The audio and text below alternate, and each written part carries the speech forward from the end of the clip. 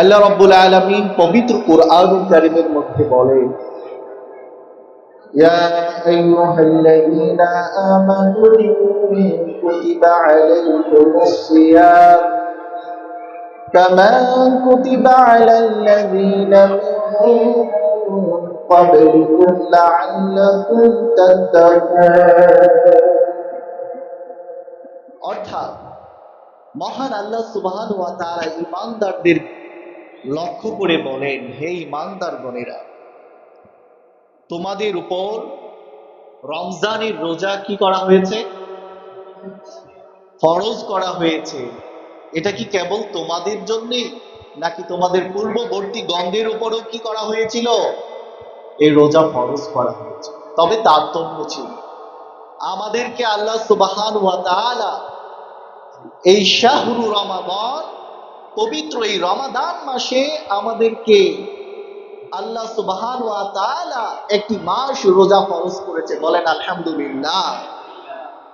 আল্লাহর হাবিব বলেন, মান সামা রমাদান ঈমানান ইহতিসাবা গুফিরা লাহু মা তাকাদ্দামা মিন যানবি। আল্লাহর হাবিব বলেন, যে রমজান পেল আর রমজান পাওয়ার সাথে সাথে রমাদানের রোজাগুলো ঈমানের সাথে, আই ঈমান আমানতু বিল্লাহি ওয়া মালাইকাতিহি ওয়া কুতুবিহি ওয়া রাসূলিহি ওয়াল ইয়াউমিল আখির, এই কথাগুলো জানি কিনা? আল্লাহর হাবিব বলেন যে ঈমানের সাথে এমন বিশ্বাস অন্তরের মধ্যে ধারণ করলো, এমন প্রখর বিশ্বাস অর্জন করলো, ওয়া ইহতিসাবা, সওয়াবের আশায়, যে নাকি আল্লাহ রাব্বুল আলামিন এই রমাদানের রোজাগুলো রাখলে আমাকে অবশ্যই অবশ্যই গোটা রমাদানের উসিলায় জীবনের গুনাহগুলোকে মাফ করে দিবে। সুবহানাল্লাহ। এই আশা যদি রাখে ঈমানদারেরা, যদি ঈমানটাকে যদি প্রখর করতে পারে, ঈমানটাকে যদি ধারালো করতে পারে, ঈমানটাকে যদি খাঁটি করতে পারে, ইখলাস এমন ভাবে সহি নিয়ত করতে পারে যে না, আমার গুনাহ আল্লাহ আমাকে মাফ করে দিবে, ওয়া ইহতিসাবা, সওয়াবের আশা অর্জন করে, গুফিরা লাহু মা তাকাদ্দামা মিন যামবি, আল্লাহর হাবিব বলেন শুধু গুনাহ মাফ হবে না, তার জীবনের পিছনের সমস্ত গুনাহগুলোকে মাফ করে দেওয়া হবে। সুবহান। গুফিরা লাহু মা তাকাদ্দামা মিন যামবি, মানে এটা মাজির সিগা এসেছে যে আপনি পূর্বের যত গুনাহ করেছেন এই গুনাহগুলোকে মাফ করে দিবেন কে? সুবহানাল্লাহ। আর অপর দিকে আল্লাহ রাসূল সাল্লাল্লাহু আলাইহি ওয়াসাল্লাম একটি হাদিস বর্ণনা করেছেন। সেই হাদিসটি এসেছে, আমরা জানি আল্লাহ রাব্বুল আলামিন যে কথাগুলোকে বলেন, এই কথাগুলো, এটাকে হাদিস না, এটা আল্লাহর কথা। এটা কার কথা? হাদিসে কুদসি বলা হয়। এটাকে কি বলা হয়? হাদিসে কুদসি। আস-সাওমুলি ওয়া আনা আজজি বি, যে রোজা আল্লাহর জন্য, কেবল আল্লাহর সন্তুষ্টির জন্য রাখবে, ওয়া আনা আজজি বিহি, আল্লাহ রাব্বুল আলামিন এমন পুরস্কার দিবে যে নাকি পেয়ে সে খুশি হয়ে যাবে। সুবহানাল্লাহ। তাহলে আমরা এই রমাদান পেয়ে খুশি, নাকি আমাদের মনে একটু কষ্ট আছে? খুশি না? আপনি দেখুন, এই রমাদান এসেছে আমাদেরকে পবিত্র করার জন্য এসেছে। এই রমাদান এসেছে আমাদেরকে আল্লাহ রাব্বুল আলামিন ধুয়ে মুছে সাফ করে দেওয়ার জন্য এই রমাদানকে এনেছে ঈমানদারদের জন্য। অতএব প্রিয় হাজিরিন, আমরা বড় সৌভাগ্যবান, আজকে পবিত্র রমজানুল মুবারকে আমাদেরকে মাগফিরাতের দশকে আমাদেরকে মক্কা ইন্টারন্যাশনাল ইফতার প্রোগ্রামে আমরা একত্রিত হতে পেরেছি, তাই আমরা আবারও শুকরিয়া আদায় করছি, আলহামদুলিল্লাহ।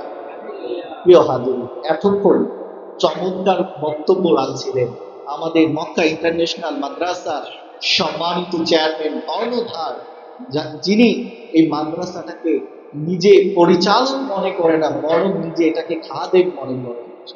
যদি খাদেম না মনে করতেন, একটু আগে যে কথোপকথন শুনলাম যে উস্তাদদের কাছে নিজেকে মনে করেন তিনি কি অভিভাবক, তিনি নিজেকে অভিভাবক হিসাবে নিজেকে মনে করে এবং উস্তাদদেরকে বলেন যে আমার এই বাচ্চারা কেন পড়াশোনা ভালো করছে না, এটার জবাব চিন্তা করে আলহামদুলিল্লাহ বলে। এবং এটার ফসল এই ফুলের বাগানটা, এটার ফসলটা কি এই ফুলের বাগানটা একদিনে হয়নি। আরেকটা জিনিস বলি, এক ভাই অভিযোগ করেছেন, এই অভিযোগ করবেন না, এইটা অভিযোগ করার জায়গা না, বরং ভালোবাসার সাথে অভিযোগ করবেন। কেননা পৃথিবীর সর্বশ্রেষ্ঠ মহামানবকে বলেন তো, রাহমাতুল্লিল আলামিন সর্বশ্রেষ্ঠ মহামানবকে, তার একজন 10 বছরের খাদেম ছিল, আপনাদের মনে আছে? হ্যাঁ, হযরত আনাস রাদিয়াল্লাহু তাআলা আনহুর কথাটা কি মনে আছে? এই আনাস কত ভুল করত, আপনি বুঝেন, রাসূলের সামনে ভুল করত। আর এরা, আমরা তো সাধারণ মানুষ, আমাদের সামনে এরা ভুল করবে না, এটা তো হতেই পারে না। এই জন্য হাজির, এদের ভুলগুলোকে আপনি ক্ষমা দৃষ্টিকোণের দিকে দেখবেন এবং এদের ভুলগুলোকে ভালোবাসার দিকে দেখবেন। দেখবেন এরাই পৃথিবীর সর্বশ্রেষ্ঠ, এরাই পৃথিবীর রাহবার হবে, ঠিক কিনা? এরাই হবে আল্লামা মুস্তাক কোন নবী, ঠিক কিনা? এরাই হবে আমাদের উত্তরসূরি। অতএব এদের সাথে আমরা যখনই দেখব, আপনি যখন এদের হাফিজ কোরআনের দিকে একটু হাতটা বাড়িয়ে দিবেন, আল্লাহ রাব্বুল আলামিন এর উসিলা করে ওই যে শাফা, ওই যে 10 জনকে শাফায়াত করবে, হতে পারে আপনিও হয়ে যেতে পারেন। সুবহানাল্লাহ, আপনার জান্নাতটাও তার উসিলায় হয়ে যেতে পারে। অতএব ভালোবাসবো আমরা এদেরকে কি করব বলেন তো? ভালোবাসবো।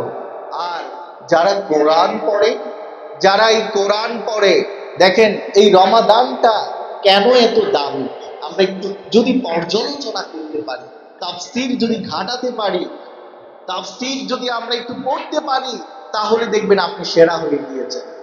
আল্লাহ রাব্বুল আলামিন বলেন, শাহরু রমাদান এমন একটি মাস, আল্লাযী উনজিলা ফীহিল কুরআন। আল্লাহু আকবার। আল্লাহ রাব্বুল আলামিন বলেন, এই রমাদান মাসে যদি কেউ এই শাহরু রমাদান অর্থাৎ এই পবিত্র মাসে আল্লাহ রাব্বুল আলামিন মহাগ্রন্থ ঈশানী আল কুরআনুল কারীমকে নাযিল করেছেন, বলেন সুবহানাল্লাহ। কেন এত মর্যাদা? কারণ এই রমাদানে আল্লাহ রাব্বুল আলামিন কি নাযিল করেছেন বলেন তো? সুবহানাল্লাহ বলেন না। আল্লাহ রাব্বুল আলামিন এই মহাগ্রন্থ ওই কুরআনুল কারীমকে নাযিল করেছেন কেন? আল কুরআন হুজ্জাতুল লাকা আও আলাইকা, যদি তুমি কোরআনের সংস্পর্শে আসতে পারো, যদি কোরআনটাকে তুমি তোমার জীবনের কনস্টিটিউশন হিসাবে বানাতে পারো, প্রেসক্রিপশন বানাতে পারো, আমি তো বলি আমার ভাষায় ইসলামটা হচ্ছে একটি ঔষধ, আর ঔষধের প্রেসক্রিপশন হচ্ছে কোরআন। আর যদি কোরআনটাকে তুমি কনস্টিটিউশন, সংবিধান হিসাবে, প্রেসক্রিপশন গাইডলাইন হিসাবে তুমি যদি অনুধাবন করতে পারো, আল কুরআন হুজ্জাতুল লাকা ওয়া আলাইকা লাক, কাল কিয়ামতের মাঠে কোরআন তোমার পক্ষে সাক্ষী দিবে, বলবে এই ব্যক্তিগুলো কোরআনের সাথে ছিল, কোরআনের কথা যারা বলেছিল তাদের সব সময় তাদের পাশে ছিল।